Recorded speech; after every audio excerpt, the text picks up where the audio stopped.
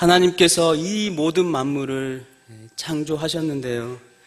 이 모든 만물, 창조물 중에 가장 아름답고 정성스럽게 만든 작품이 있습니다. 어떠한 하나님의 창조물보다 하나님이 정성스럽게 세밀하게 심혈을 기울여서 만든 작품이 있는데요. 그 작품은 바로 저와 여러분입니다. 저와 여러분은 하나님이 만든 작품 중에 가장 최고의 작품, 걸작품인 것입니다. 그럼 저와 여러분들이 하나님의 최고의 걸작품이라는 것을 알 수 있는 근거가 무엇인가요? 그 근거는 바로 하나님께서 인간과 생물들을 다 흙으로 만드셨지만 인간도 흙으로 만들고 모든 생물들을 다 흙으로 만들었지만 다른 생물들과는 달리 우리 인간에게는 하나님께서 친히 생기를 하나님의 호흡을 불어 넣어주셨고 더불어서 하나님의 형상으로 우리 인간들을 만들었다는 것입니다. 또한 하나님의 형상으로 창조되었을 뿐만 아니라 하나님이 가지고 있는 성품인 지정의를 하나님께서 우리 심령에 새겨주셨습니다. 그로 인해 우리는 다른 생물과 동물과 달리 구별되는 지적이고 감정적이고 의로운 그러한 성품을 가짐으로 다른 동물과 생물과 다른 삶을 살아가게 되는데 특별히 하나님을 예배하도록 우리를 창조하시고 그러한 하나님을 예배할 수 있는 마음을 우리에게 주신 것입니다. 그렇게 하나님의 최고의 작품, 걸작품인 우리는 또한 하나님과 하와는 하나님을 예배하였고 그로 인해 그의 아들들 가인과 아벨 또한 하나님을 예배하였습니다. 그의 첫째 아들 가인은 어떠한 자인가요? 농사꾼이었죠.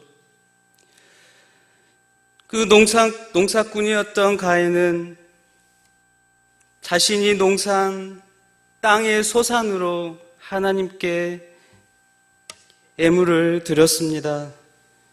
둘째 아들은 양을 치는 자였죠. 그는 하나님께 예배 드릴 때 양의 첫 새끼와 그의 기름을 드렸습니다. 그런데요, 오늘 말씀해 보니 하나님께서는 가인의 제물은 받지 않으시고 아벨의 제물은 받으셨다고 말씀하고 있습니다. 왜 이렇게 하나님께서는 가인의 제물은 받지 않으시고 아벨의 제물은 받으신 것일까요? 다르게 말하면 어떤 사람이 드리는 예배는 받으시고 어떤 성도가 드리는 예배는 받지 않으신다는 것이죠. 왜 받으시는 예배가 있고 받지 않는 예배가 있는 것일까요? 그렇다면 우리들이 고민해야 할 문제는 바로 우리 예배 가운데서도 하나님이 받으시는 예배가 있고 하나님이 받지 않으시는 예배가 있다는 것입니다. 사실 예배를 드릴 때 받으시는 예배와 받지 않으시는 예배에 대하여 생각하며 교회에 오신 분들은 아무도 없을 것입니다. 저 또한 이러한 생각을 가지고 교회에 나오지 않습니다. 저와 여러분들은 오랫동안 몸에 밴 습관에 따라 자동으로 교회에 출입하였을 것입니다. 그러므로 오늘 말씀을 통하여서 우리들이 과연 예배란 무엇이며 어떻게 예배를 드려야 하나님께서 받으시는 예배인지에 대하여서 고민을 갖는 시간들이 되시기를 바랍니다. 예배란 무엇일까요? 하나님이 우리에게 주신 본성입니다. 누가 가르쳐 주지 않아도 우리의 몸이 반응하는 것이죠. 그래서 하나님을 믿지 않는 사람들도 급하고 어려운 일이 생기면 하늘의 신에게 도움을 구하며 저 하늘에 있는 신을, 하나님을 찾는 것입니다. 그러므로 예배는 하나님을 찾는 것이며 하나님을 만나는 것입니다. 나를 창조하시고 나를 가장 아름다운 걸작품으로 창조하신 하나님을 만나는 것이며 나를 구원하시고 나를 천국으로 인도하시는 하나님을 찬양하며 감사하는 시간이 바로 예배 드림의 시간입니다.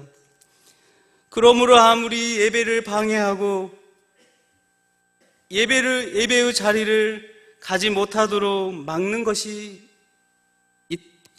있다면 있을지라도 아무리 우리들이 예배의 자리로 막는 것이 있더라도 우리는 예배의 자리로 가야 하는 것이 당연한 것입니다. 그런데요, 요즘에는 예배를 방해하는 요소들이 참으로 많습니다. 특별히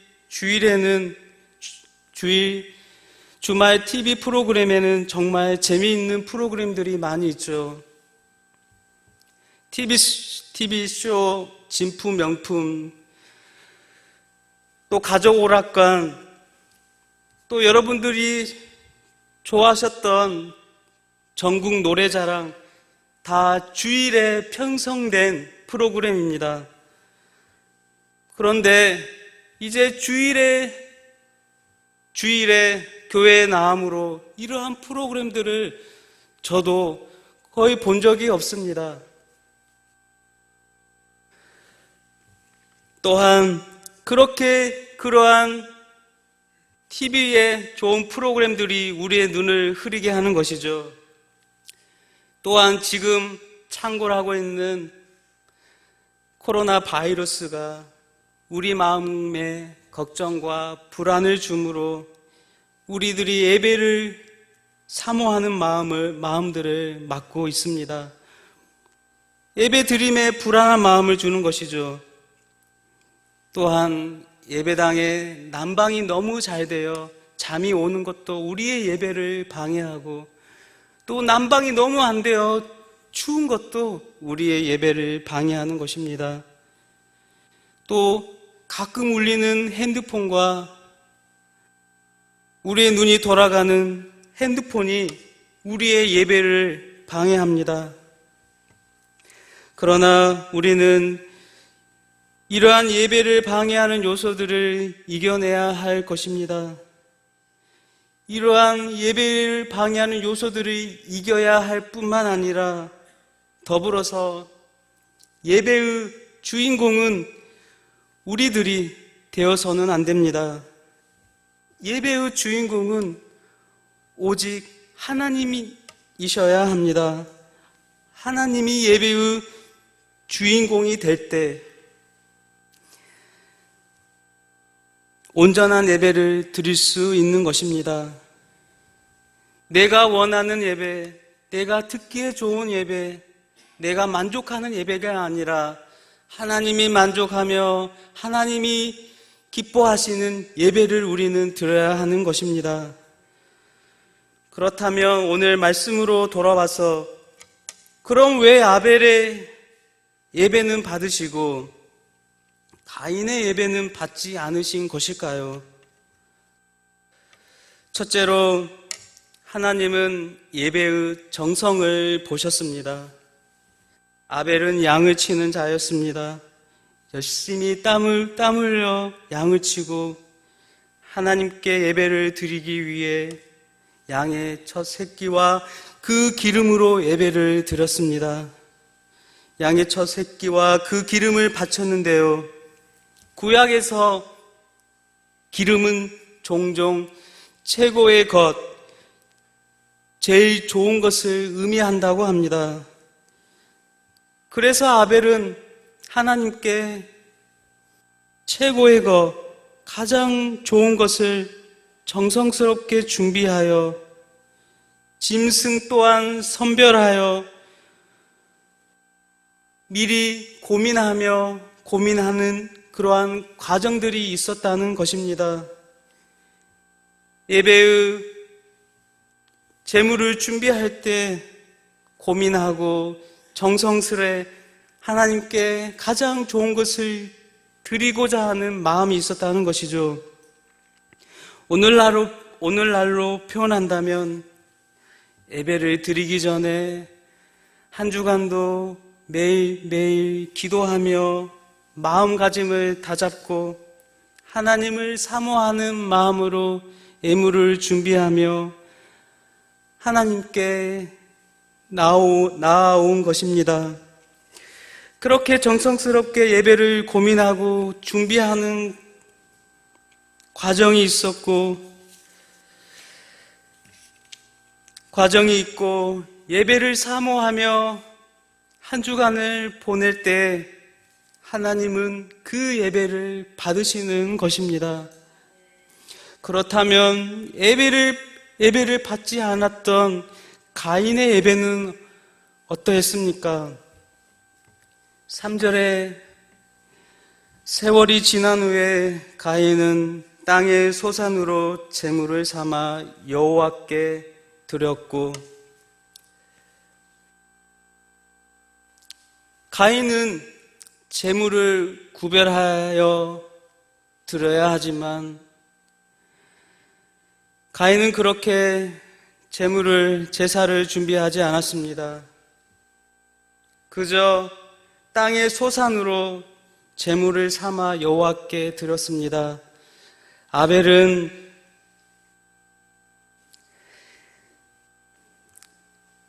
양의 첫 새끼와 그 기름으로 드렸지만 가장 좋은 것을 구별하여 정성스럽게 준비하여 하나님 앞에 나아왔지만 가인은 그저 땅의 소산으로 하나님 앞에 나왔습니다. 레위기 2장에 농사꾼이었던 가인이 하나님 앞에 예배를 드릴 때 이렇게 예배를 드려야 한다는 그러한 말씀이 있는데, 레위기 2장에 곡식으로 제사를 드릴 때, 농사꾼이 예배를 드릴 때 소제의 예물이 나오는데요. 첫 이삭을 소제로 드릴 때는 첫 이삭을 볶아 찢는 것으로 너의 소제물을 삼되 그 위에 기름을 붓고 그 위에 유황을 더하는 것이라 말씀하고 있습니다. 가인의 예배는 예배에 대한 사모함이 없이 제물에 대하여 정성을 담지 않았다는 것입니다.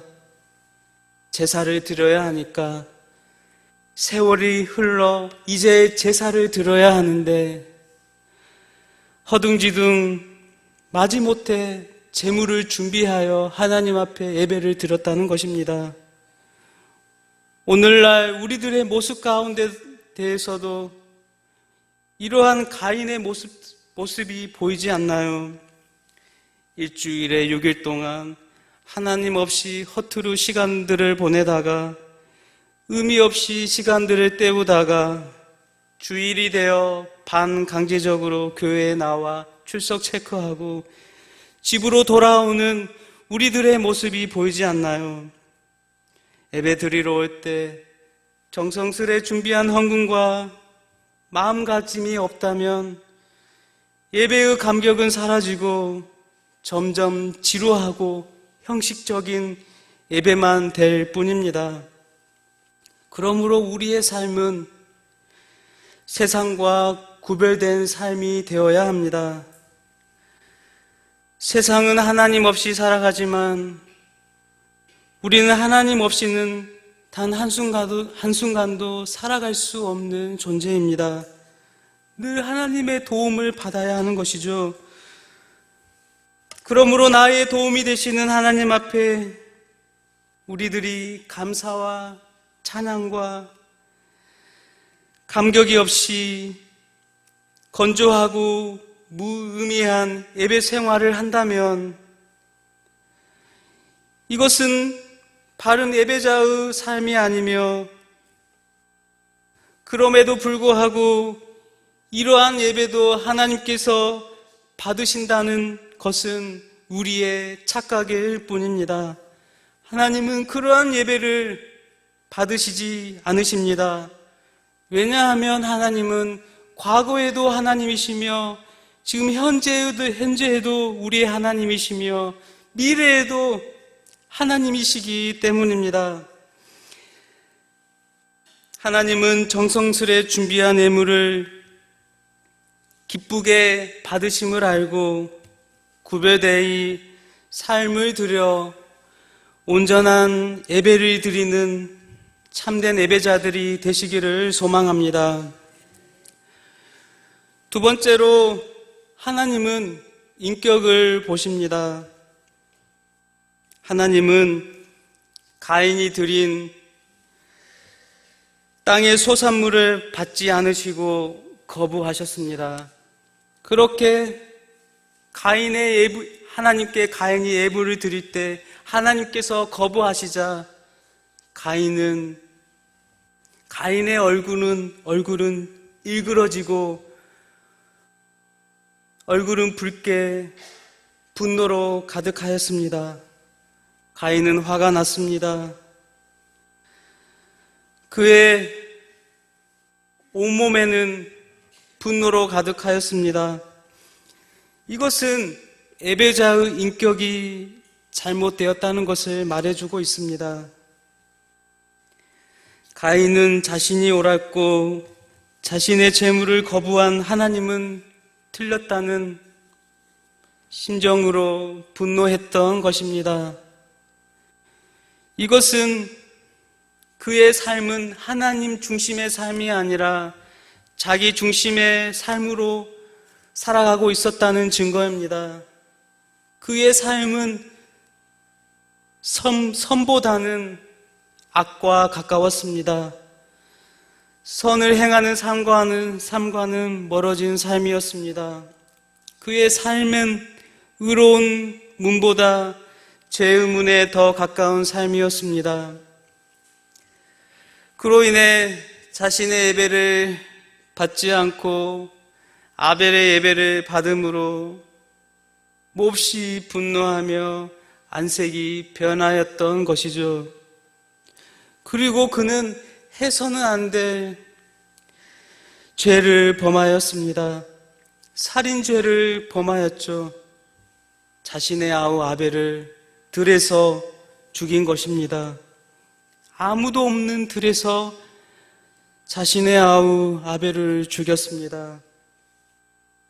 가인은 아무도 없는 이 들에서 자신을 본 사람이 없는 줄 알았습니다. 하지만 하나님은 처음부터 끝까지 보고 계셨습니다. 가인이 얼굴색이 변하여 분노할 때도, 아벨을 들로 유인할 때도, 그리고 아벨을 잔인하게 쳐 죽일 때도 하나님은 그 자리에 있었습니다. 더욱 안타까운 사실은 하나님이 내 아우 아벨이 어디 있느냐 물으실 때 가인은 솔직하게 대답하지 않고 거짓으로 대답하였다는 것입니다. 아우가 어디에 있고 어떻게 되었는지를 하나님 앞에 솔직하게 고백하며 회개했어야 했습니다. 그러나 아직 가인은 인격이 성숙되지 못했습니다. 자신의 인격을 다스리지 못했습니다. 이러한 하나님 앞에 올바르지 못한 가인을 하나님은 그럼에도 그의 삶을 돌아보아 주시며 사랑해 주셨습니다.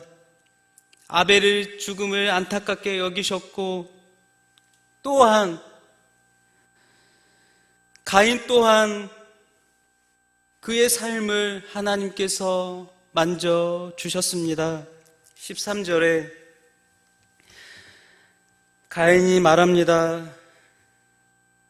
여호와께 이르되 내 죄벌이 지기가 너무 무거우니이다.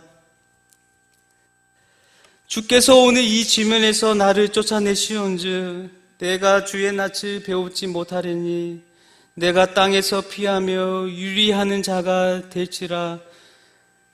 물은 나를 만나는 자마다 나를 죽이겠나이다. 그때 여호와께서 잔인한 가인에게, 살인자였던 가인에게 이렇게 말합니다. 가인을 죽이는 자는 벌을 7배나 받으리라 하시고 가인에게 표를 주사 그를 만나는 모든 사람에게서 죽음을 면하게 하시리라. 정말 하나님의 사랑은 놀라운 사랑인 것입니다. 그의 죄짐을 그의 가볍게 해주시는 것을 보게 됩니다. 하나님은 가인을 보면서 그의 아픔을, 그의 죄짐의 무거움을 아시고 다시금 사랑으로 가인을 만져주신 것입니다. 이것을 보았을 때 하나님은 생명을 소중히 여기신다는 것을 우리들이 알 수 있습니다.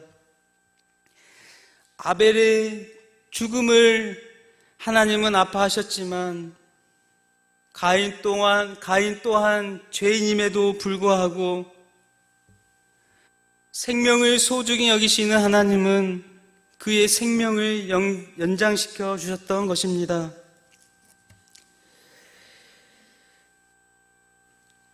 이 말씀을 통하여서 우리들이 깨달을 수 있는 것이 있습니다.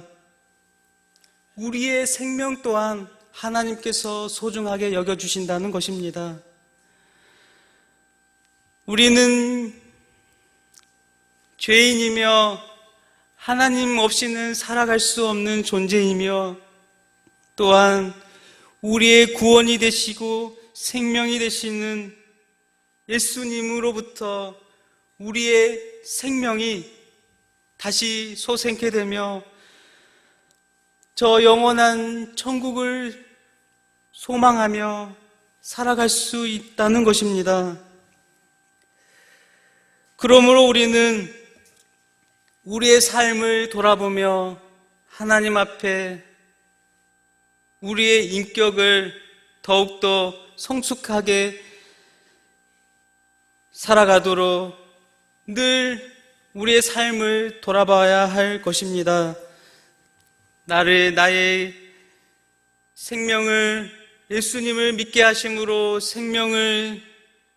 나의 영원한 생명을 소망하게 하여 주시고 나를 지금까지 인도하시고 사랑하여 주신 그 주님의 그 사랑을 본받아 우리 또한 하나님처럼 예수님처럼 이웃을 사랑하며 생명을 소중히 여기며 늘 하나님 앞에 온전하게 예배드리는 우리들의 삶이 되어야 할 것입니다. 셋째로 하나님은 믿음을 보십니다. 하나님은 아벨의 제사를 받으셨습니다. 앞에서 살펴보았듯이 아벨은 가인보다 하나님을 예배하는 자세가 더 나았다는 것을 알 수 있습니다. 또한 아벨의 인격은 가인보다 더 나은 것으로 보입니다. 그런데요, 그것만으로는 하나님께서 아벨의 제사를 받으셨다는 것을 온전히 이해할 수는 없습니다. 조금 의문이 들지 않나요? 확실히 무언가가 필요한 것 같습니다. 아무리 아벨의 인격이 좋고 아벨이 정성스럽게 예물을 준비했다고 해서 과연 하나님이 아벨의 제사는 받으시고 가인의 제사는 받지 않으셨을까? 조금 더 확실한 증거가 필요한 것으로 보입니다. 성경은 이 문제의 답을 히브리서 11장 4절에서 말씀해 주고 있습니다. 믿음으로 아벨은 가인보다 더 나은 제사를 하나님께 드림으로 의로운 자라 하시는 증거를 얻었다라고 말씀하고 있습니다. 하나님이 아벨의 제사를 받은 가장 직접적인 이유는, 가장 확실한 이유는 바로 그의 믿음이었던 것입니다. 하나님께서는 믿음으로 드리는 예배를 받으십니다. 믿음이 없이는 하나님을 기쁘시게 할 수 없습니다. 믿음은 내 자신을 알고 하나님을 아는 것입니다. 나의 연약함을 알고 하나님의 위대하심을 아는 것입니다.